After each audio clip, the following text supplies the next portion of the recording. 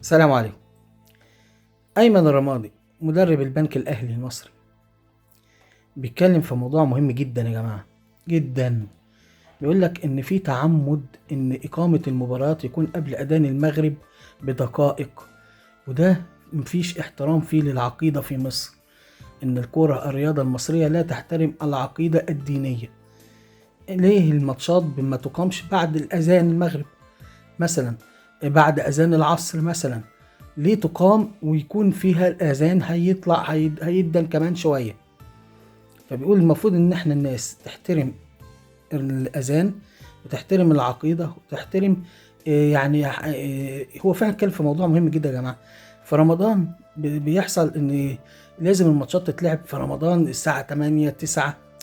الناس طالعة من صيام، ده صعب قوي إن أنت تلعب ماتشات في رمضان، صعبة. بس انت مأجلها لورا خالص، مخليها الناس بتبقى مرهقة طول اليوم صايمة، ويجوا يفطروا وعايزهم يلعبوا كمان ساعتين. دي صعبة جدا. المفروض في رمضان مفيش إقامة مباريات، تبقى زي راحة. يعني الموسم يبتدي ورمضان يبقى الأجازة، هو والعيد دولت أجازة. ده المفروض الموسم عندنا يبقى كده، ده وجهة نظر أنا.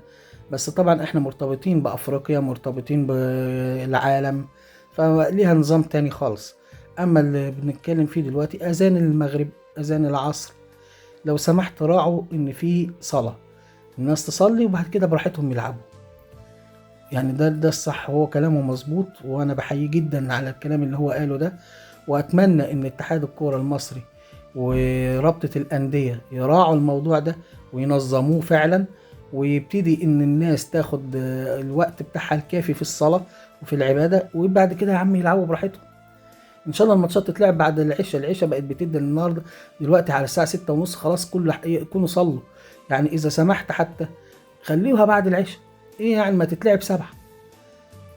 خلوا الماتشات كلها 7 و9، 7 و8، 7 و10. يعني في عندك مواعيد احسن من كده ان انت تقدر تنظم.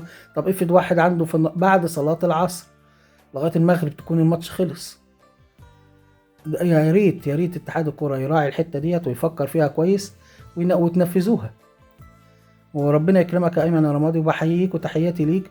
وانت اثرت موضوع مهم جدا جدا جدا، واتمنى فعلا الموضوع ده يتاخد بكل جدية واقتدار، وانه يتنفذ فعلا. وتحياتي لحضرتك. السلام عليكم. محمد ابو فرحة، تابعوني.